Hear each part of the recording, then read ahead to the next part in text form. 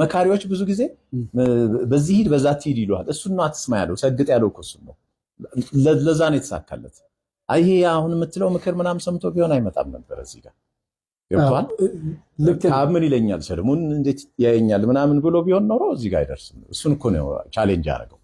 እሱ ሐሳብ አይሰራ ማለት ነው። ግን እሱ የሚወለ ምን ይሉኛልና ቤተሰብ በእኔ ጉዳይ ላይ አፈረብኝ።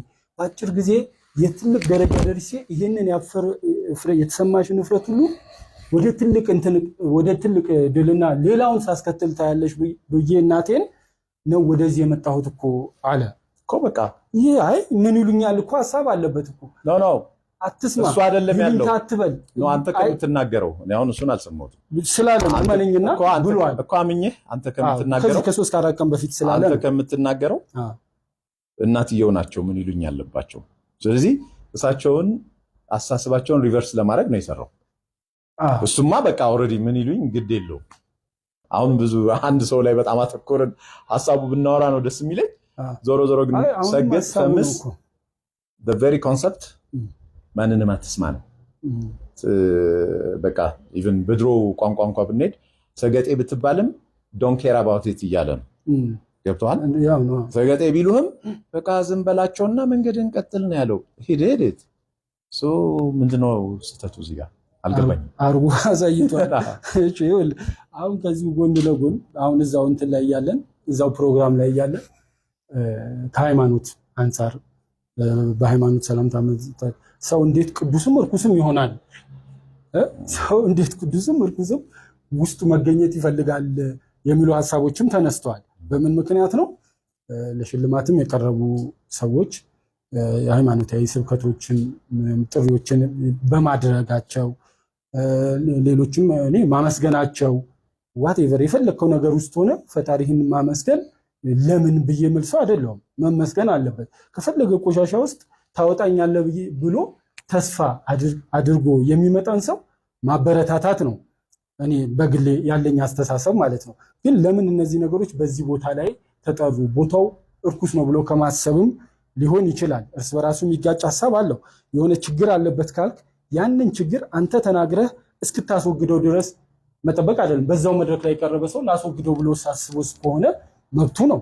እና እንዲህም አይነት ሐሳቦች አሉ። እስቲ አንተስ ምንድነው የምትለው ከዚህ ጋር ተያይዞ? በሁለት መንገድ ነው የሃይማኖት ነገርን እዛ ጋር ማየት የፈለኩት። አንደኛው ተሸላሚዎቹ እምነት የግል ጉዳይ እኮ ነው አይደል? ሲያመሰግኑ ፈጣሪያቸውን በየእምነታቸው ቢያመሰግኑ what's wrong with it? በቃ ምንም ችግር የለውም። መሆንም ይገባዋል። በቃ ዛት ሁሉም በእስልምናም በኦርቶዶክስም በፕሮቴስታንትም ተነስቷል ፈጣሪ። እንደየእምነታቸው ማመስገን መብታቸው ነው። ደስታቸውን ሲገልጹ ሰው እንኳን ታመሰግነ የለ ሰው እየጠሩ መድረክ ላይ እየወጡ ምናምን እኮ ሲያመሰግኑ ነበረ። እሱ ለምን አልተቃወምንም? እምነት ያለው ሰው ቅድሚያ ለእምነቱ ሰጥቶ በስኬቱ ጊዜ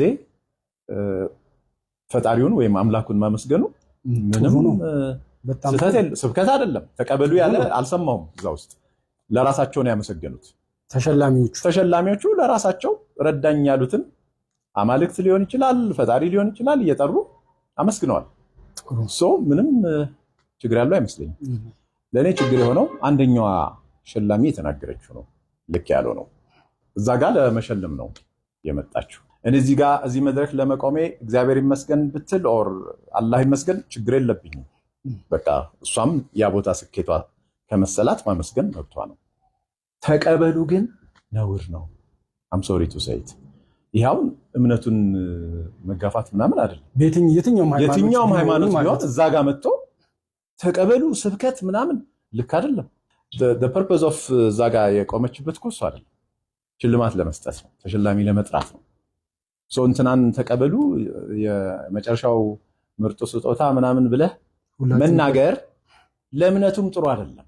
እምነቱን ለቻሌንጅ ለትችት ማጋለጥ ነው፣ ትክክል አይደለም። እንዲህ አይነት አማኝነት እኔ አላደንቅም። I'm sorry ቦታ አለው።